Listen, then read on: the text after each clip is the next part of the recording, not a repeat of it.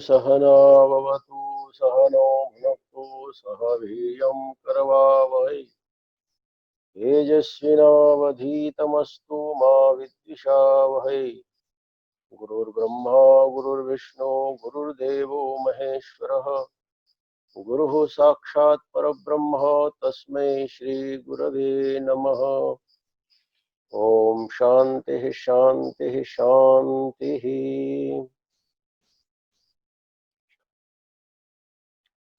परम शिक्षय परम आदरणीय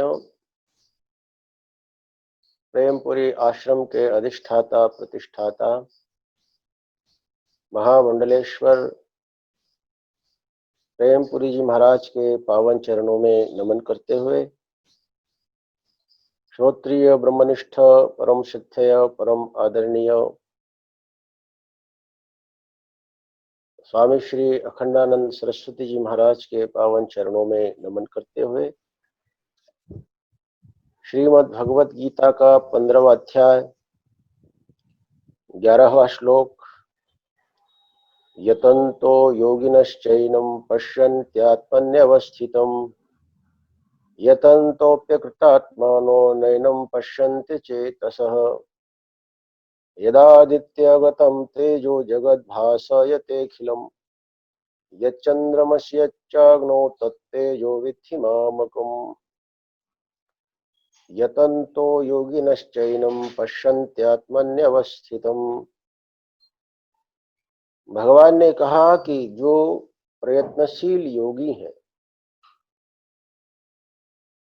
वो आत्मा को परमात्मा को प्राप्त करता है, आत्मा के परमात्मा के वो दर्शन करता है।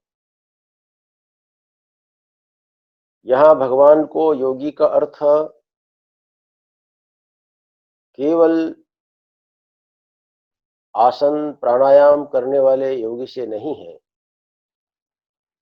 भगवान कह रहे जो भी प्रयत्नशील भगवान के मार्ग में जो निरंतर चलने वाला है, ऐसा ज्ञान योगी,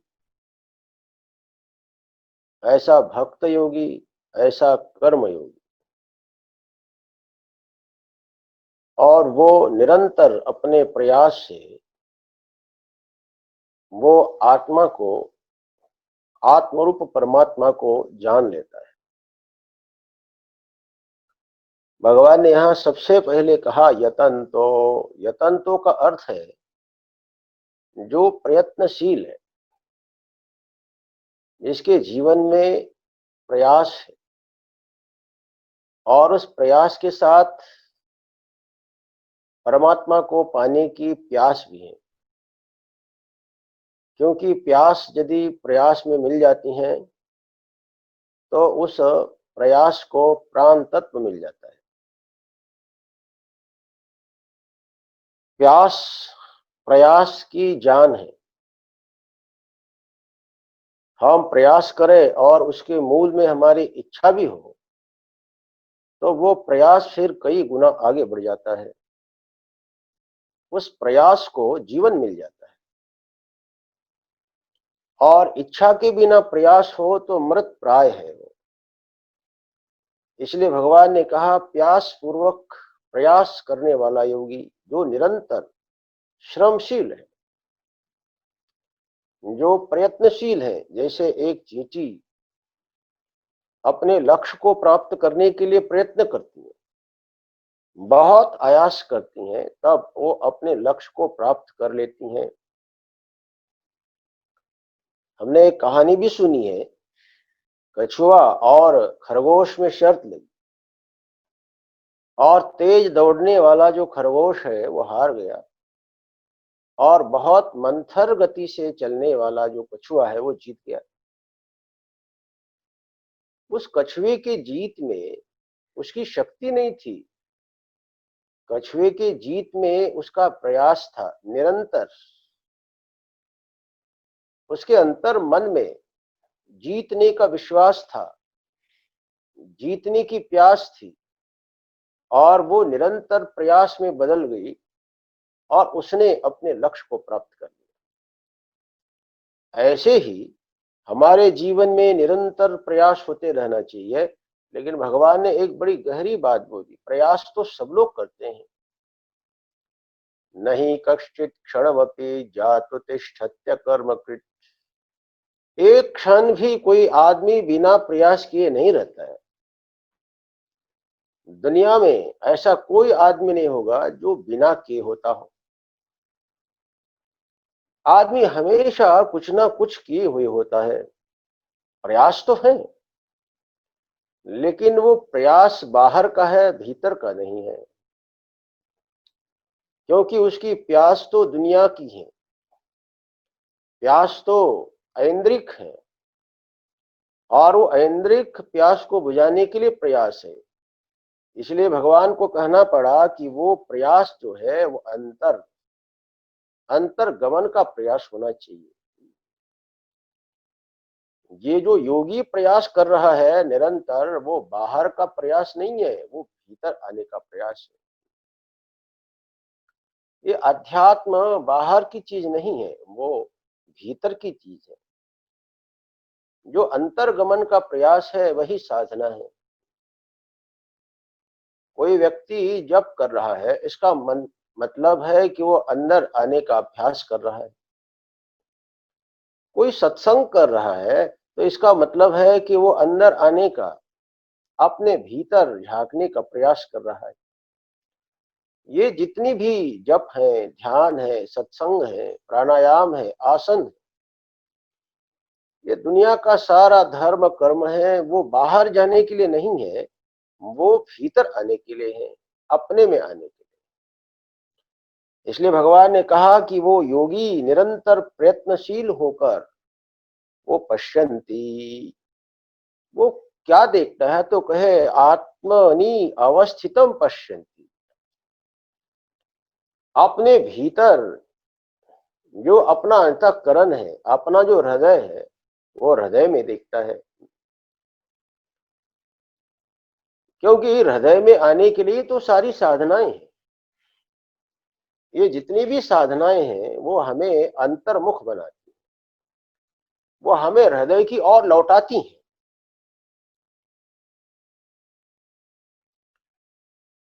भगवान तो सब जगह पर है, भगवान बाहर भी हैं, भगवान भीतर भी है। सर्वम खलविदम। भगवान बाहर भी हैं, भगवान भीतर भी हैं।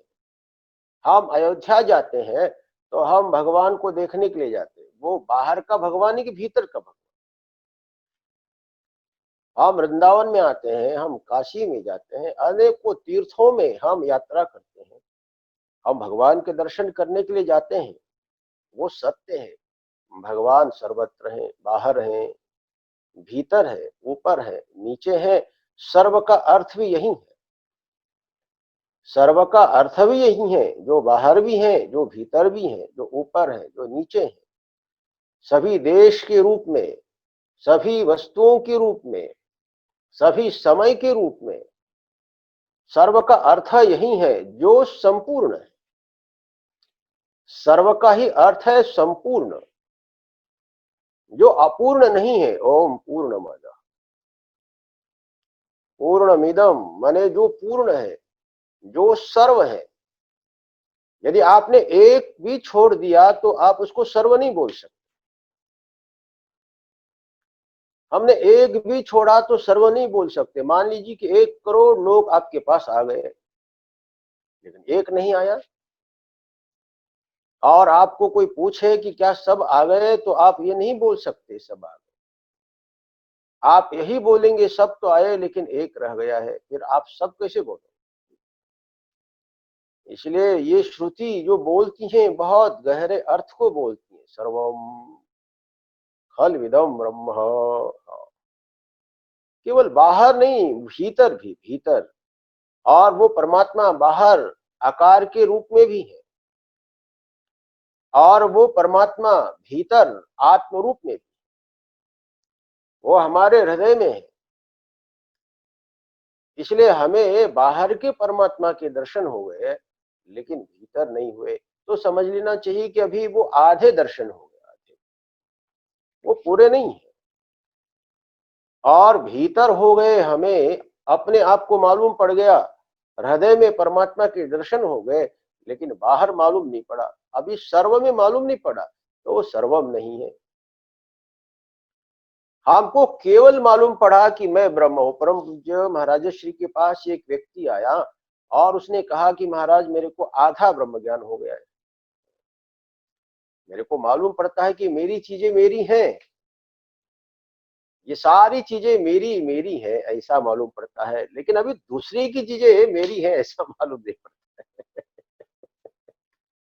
और उस समय मालूम पड़ जाए कि सारी चीजें मेरी हैं, तो बोले पूरा ब्रह्म ज्ञान।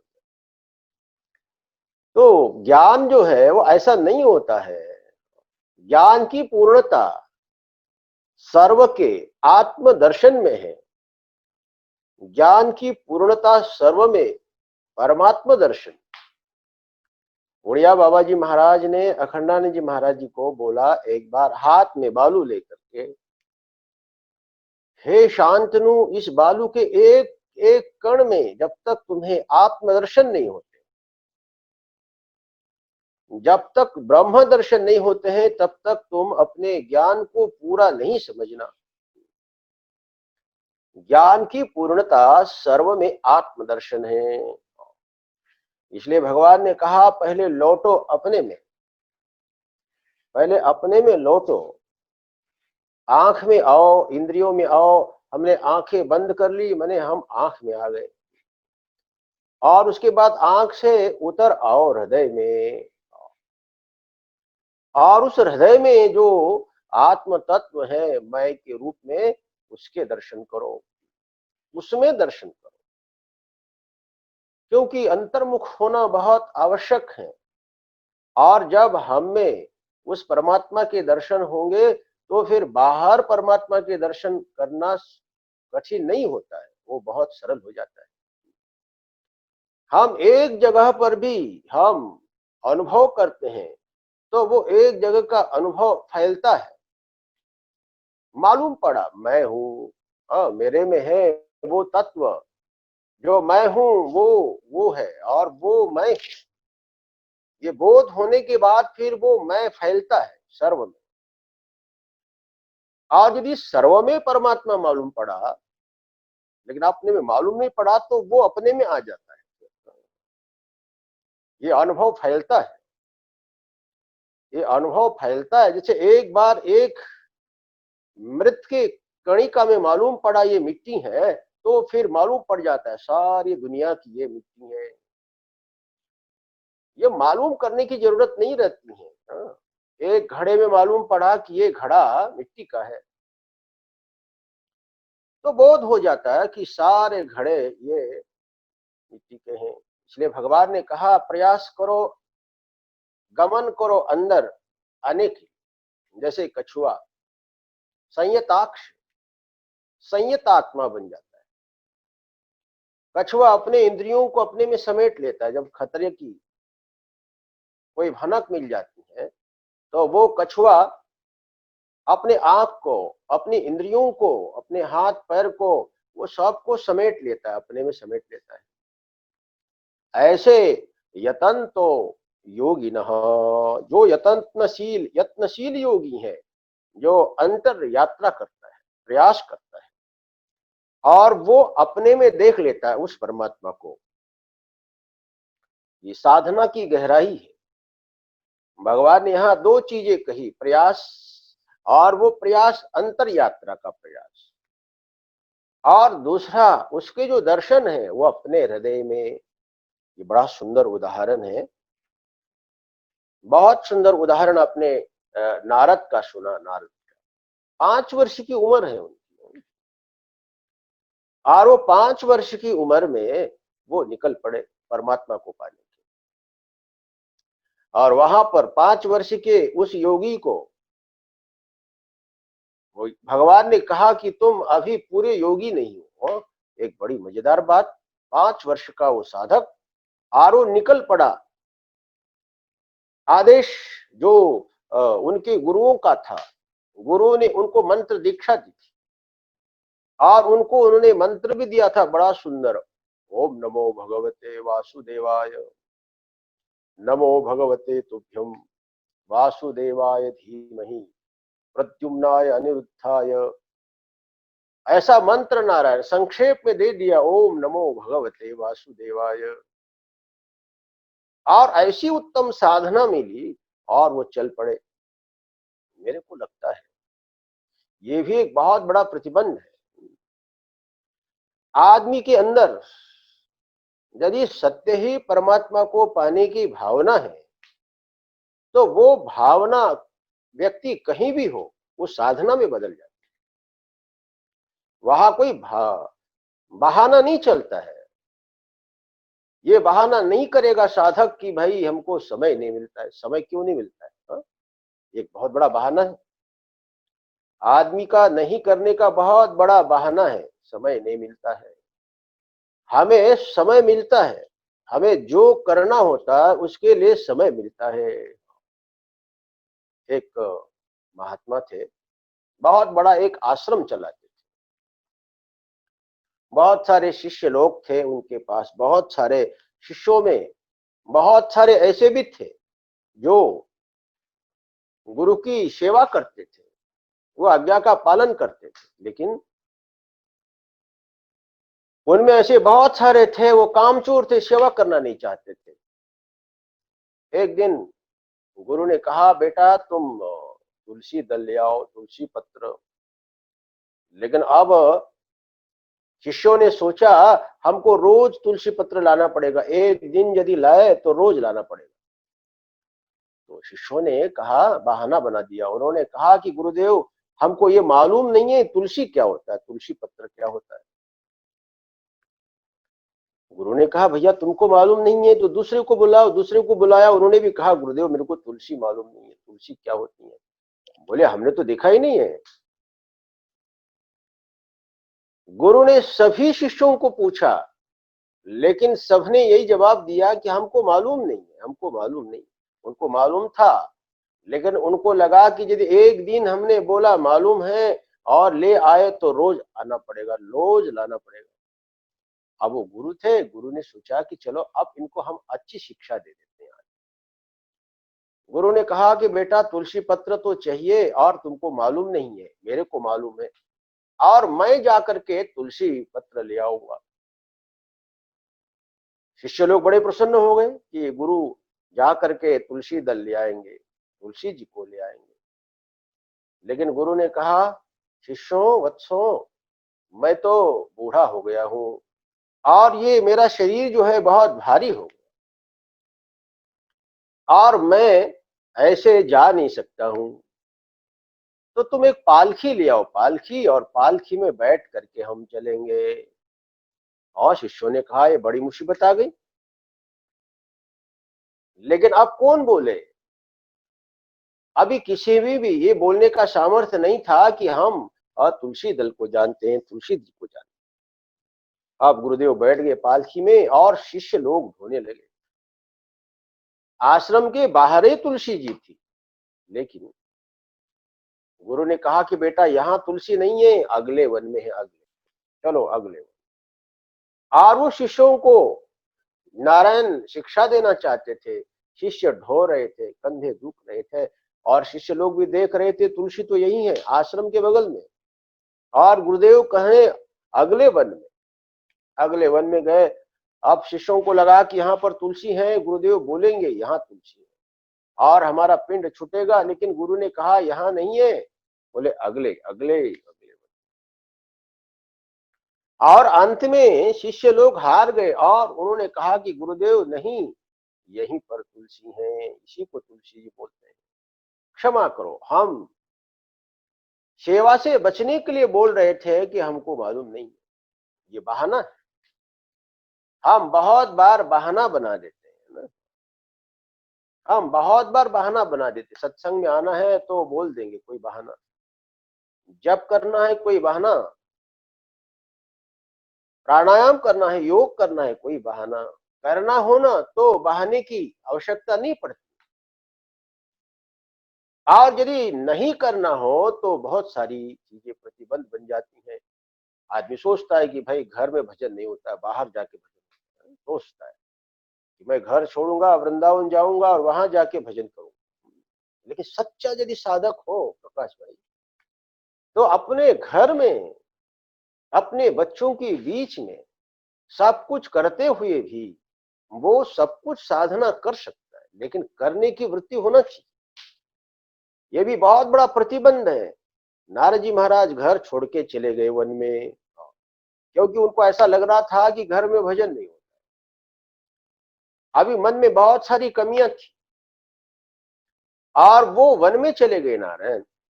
लेकिन नारद जी महाराज तो नारद थे, कुछ कमियां होते हुए भी ऐसा एक महान साधक, 5 वर्ष की उनकी उम्र, और वो जंगल में गए। लिखा है परिश्रांतेन्द्रियात्मा हम, बड़ा सुंदर वर्णन किया है। बहुत भूख लगी उन्हें और वो चलने का कष्ट था, प्यास लगी हुई थी और वो खोज रहे थे कोई आश्रय, खोज रहे थे कोई ऐसा स्थान, खोज रहे थे वो अपने गुरुओं को जिन्होंने मंत्र साधना दी थी।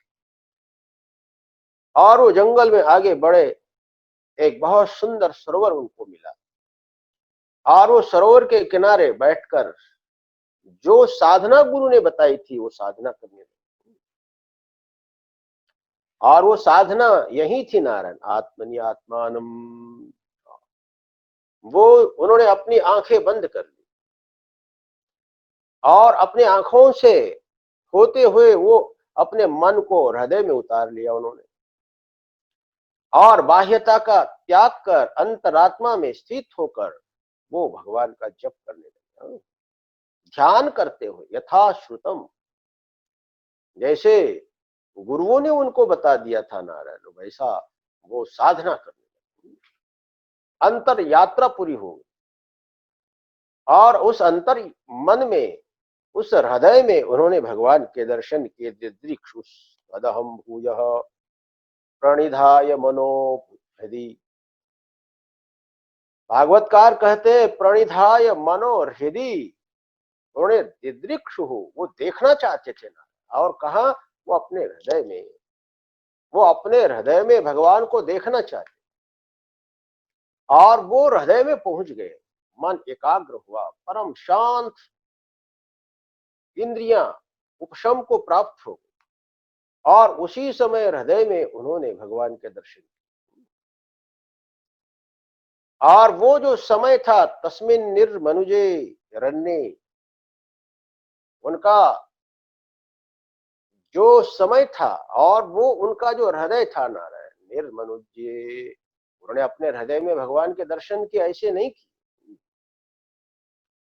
वाह निर्मनुज्य, बड़ा सुंदर शब्द किया, साधना के लिए, सीखने के लिए बहुत सुंदर चीज बता दी। आदमी चाहता है कि कोई हमारे लिए विक्षेप ना हो, और सबसे बड़ा जो विक्षेप है ना, वो सबसे बड़ा विक्षेप आदमी, आदमी के लिए सबसे बड़ा विक्षेप आदमी है। यदि आपके पास गाय है ना, तो वो ज्यादा आपको साधना में विक्षेप नहीं करेगी, क्योंकि गाय है। आपके पास कोई घोड़ा है, आपके पास कोई हाथी, आपके पास कोई बिल्ली भी हो ना, तो साधना में ज्यादा विक्षेप नहीं करेगी। हमारे जीवन में साधना में सबसे ज्यादा विक्षेप करने वाली कोई चीज है तो आदमी के लिए आदमी, और इसीलिए आदमी से दूर होना बहुत जरूरी है। साधना करना हो तो थोड़ा आदमी से दूर हो जाओ, क्योंकि आदमी आपके पास होना तो वो करने नहीं देगा, वो करने नहीं, वो आपके हाथ में अपने को दे देगा, आपके दिमाग में आप अपने विचार डाल देगा और वो आपको अपनी तरफ खींचकर वो भगवान से दूर कर। इसलिए साधना करने के लिए सबसे पहला काम करना होगा, आदमी से हम दूर हो जाए, निर्मनुज्य। इसलिए नारद जी महाराज जी के लिए शब्द का प्रयोग किया निर्मनुज्य, वो ऐसे जगह पर गए, वो निर्मनुज्य, वहां कोई मनुष्य नहीं था। और दूसरी बात नारायण, निर्मनुज जो है ना, हमारा हृदय भी होना चाहिए। हमने बाहर तो निर्मनुष कर दिया, हम सबको अपने से अलग कर लिए, भैया अब कोई आदमी नहीं होगा हमारे पास, लेकिन वो अंदर का आदमी, क्योंकि हमारे जो विचार है ना वो आदमियों की भीड़ पैदा कर लेते हैं। हमारी जो भावनाएं हैं वो आदमी अंदर पैदा कर लेते हैं, और वो अंदर का आदमी बाहर के आदमी से भी ज्यादा खतरनाक होता है। इसलिए यहाँ दोनों तरह से दोनों तरफ निर्मनुष्य होना बहुत जरूरी है। माने हम बाहर से भी निर्मनुष्य हो जाए, मनुष्य रहित, और हम अंदर से भी मनुष्य रहित हो जाए, और तब जाके हम अपने अंतर मन में भगवान के दर्शन कर सकते हैं।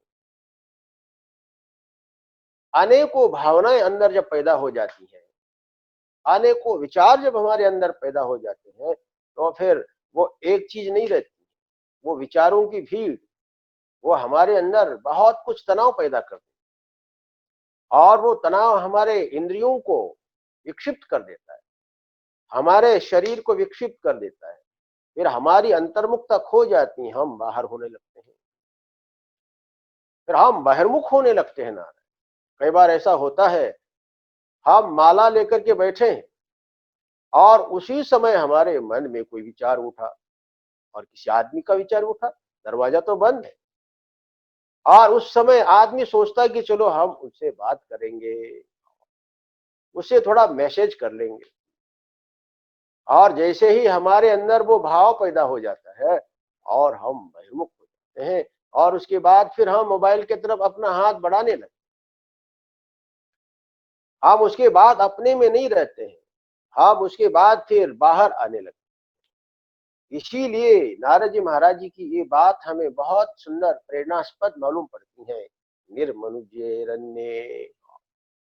पहले हमें अपना हृदय निर्मनुष्य बनाने की आवश्यकता है। ये हृदय अरण्य बनाने की जरूरत है, और हम साधना के द्वारा इसको अरण्य बना सकते हैं। हम साधना जब करें तो हमारा हृदय अरण्य बनेगा। इसलिए भगवान ने सावधान किया, आत्मनि आत्मानम अवस्थितम पश्यन्ति योगिना। वो अंतर यात्रा का प्रयत्न करते हुए वो योगी, जो नारद आदि योगी हैं, वो उस आत्म सत्ता को, आत्म तत्व को, परमात्मा को अपने भीतर, अपने हृदय में उसको देख लेते हैं। एक बहुत सुंदर आपके भागवत में एक उदाहरण आया है, बड़ा सुंदर, और वो उदाहरण समझने जैसा है। करदम जी महाराज को भगवान के दर्शन हो गए, भगवान के दर्शन हुए कपिल के रूप में, और उनको भगवान ने ही बोला था कि मैं तुम्हारा बेटा बन के आऊंगा। और जैसे ही भगवान आए, मालूम पड़ा, ओहो भगवान मेरा बेटा बन के आए। इससे बड़ी कौन सी चीज हो सकती जीवन, अध्यात्म में इससे बड़ा कोई लाभ नहीं। जो स्वयं परमेश्वर जिनका बेटा बन करके आए हो, कितनी शुद्धि होगी, उनकी अध्यात्म की कितनी पराकाष्ठा होगी। जिनको भगवान ने अपना पुत्र बना लिया, पिता बना लिया है, इतनी बड़ी आध्यात्मिक साधना और वो अनुभूति। लेकिन आश्चर्य की बात, जैसे ही कपिल भगवान आ गए और करदम जी महाराज जी ने प्रार्थना की, नारायण भगवान से प्रार्थना की, प्रभु अब मैं जाना चाहता हूं, बाहर जाना चाहता हूं। बड़ी मजेदार बात है भाई, अब आपको बाहर जाने की क्या जरूरत है? अब आपको बाहर जाने की क्या जरूरत है? भगवान के दर्शन तो हो गए ना, और वो बोल रहे थे कि मैं गंगा सागर जाऊंगा, गंगा सागर जाके मैं तपस्या करूं। तो बहुत सारे लोग प्रश्न करते हैं कि उन्हें भगवत साक्षात्कार हुआ, भगवान से बातचीत उन्होंने की, इतनी बड़ी चरम उस परमात्मा की अनुभूति हो गई, और उसके बाद भी वो बोल रहे थे मैं साधना करूंगा गंगा सागर जाकर। कारण क्या था? उसका कारण यही था, करदम जी महाराज जी को भगवान के दर्शन तो हुए थे, लेकिन वो भगवान के दर्शन बाहर हुए थे, भीतर नहीं। और भीतर भगवान के दर्शन होना भी बहुत जरूरी है। जैसे हम भगवान को बाहर देख रहे हैं नारायण, वैसे भगवान को अंदर देखना बहुत जरूरी है। मैंने आपको अभी अभी कहा था, ये आधे दर्शन। आपने भगवान के दर्शन किए हैं, अभी भगवान के दर्शन किए, बाहर दर्शन किए, लेकिन अभी अंदर दर्शन नहीं हुए। अपने आत्मा के रूप में आपने अपने हृदय में अभी परमात्मा के, भगवान के दर्शन नहीं हुए। और इसलिए भगवान ने भी कहा, वहां पर भगवान ने कहा गच्छ, आप चले जाइए। भगवान ने वहां विलंब नहीं किया, फिर भगवान ने कहा जाइए पिताश्री जाइए, और मैं जो सर्व ज्योति सनातन आत्म सत्ता सबके हृदय में विराजित हूं, मेरे दर्शन करो।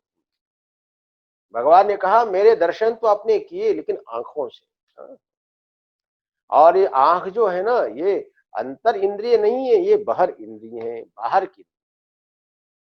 हमारे पास दो इंद्रियां हैं, एक अंतर इंद्रिय और दूसरी बहि इंद्रिय। ये जो पांच इंद्रियां हैं, नेत्र आदि, ये हमारी बाहर की इंद्रियां हैं। इसके द्वारा हम बाहर के पदार्थों के दर्शन करते। आंख से देखा, हमने भगवान को भी देखा।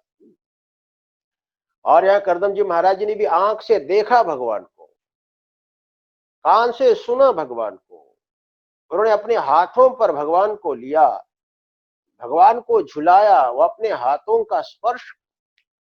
लेकिन ये बाहर की इंद्रियों के द्वारा भगवान के दर्शन हुए, और भी पवित्रता आ गई उनके, और भी साधना की गहराइयां बढ़ गई। ये भगवान के दर्शन हुए नारायण। लेकिन अभी अंतर इंद्रिय जो मन है ना, उसके द्वारा भगवान के दर्शन नहीं हुए। और इसीलिए भगवान ने कहा कि जाइए अंतर मन में सर्वद्रष्टा साक्षी चिन्मय, जो सबके हृदय में, जो अहम रूप में मैं विराजित, जो मन का भी दृष्टा साक्षी भाव में स्थित हूं, और मेरे दर्शन आप करो।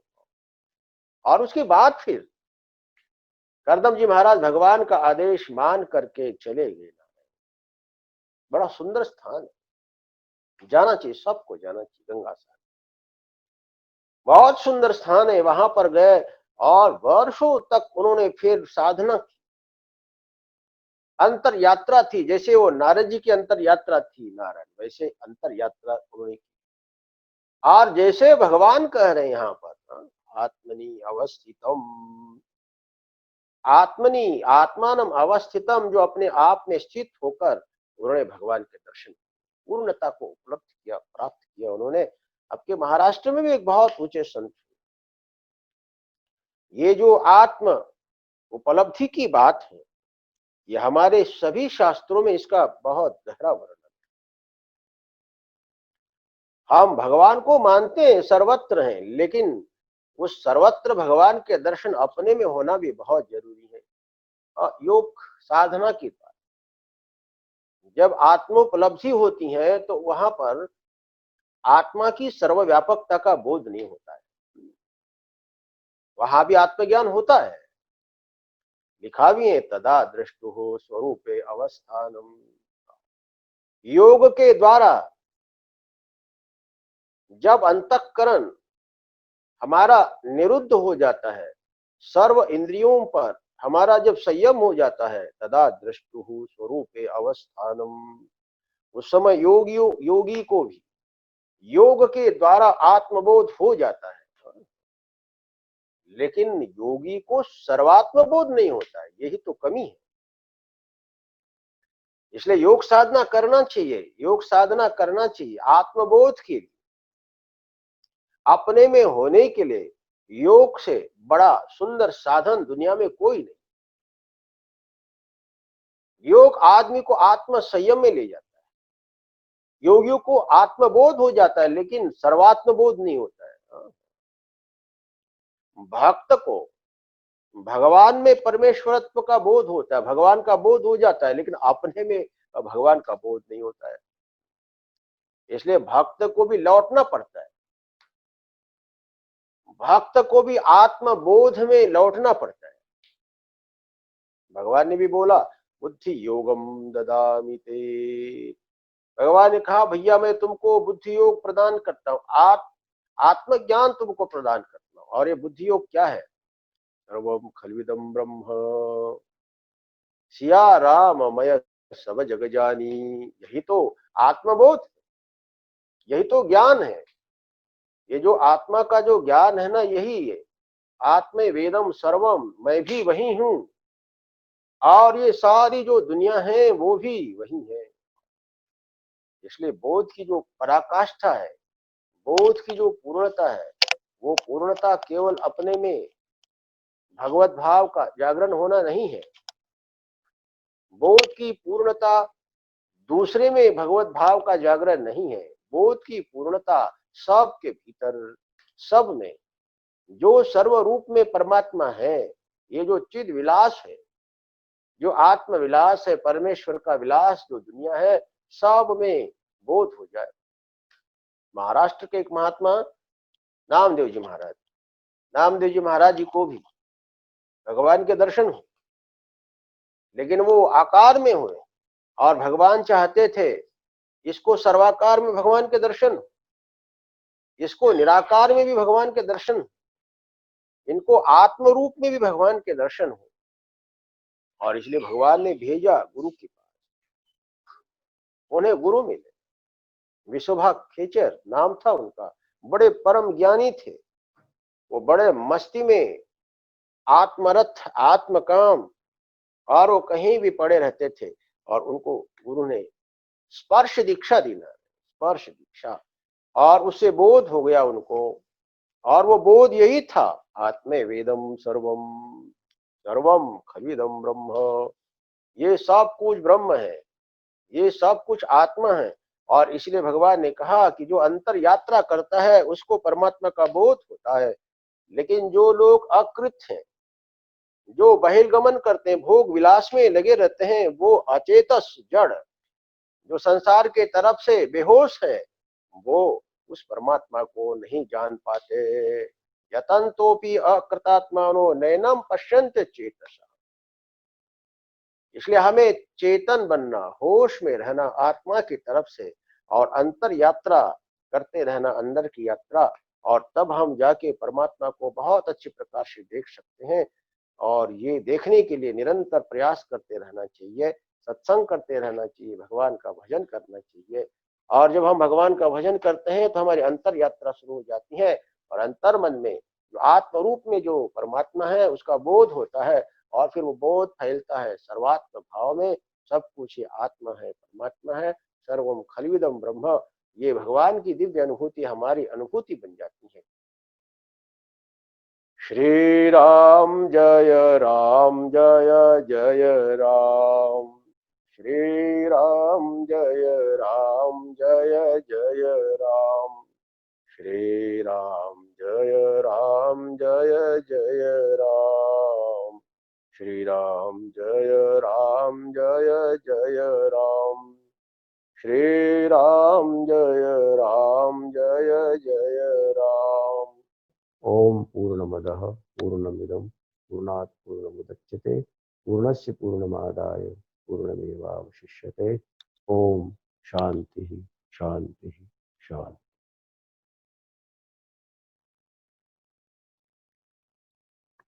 हरि ओम।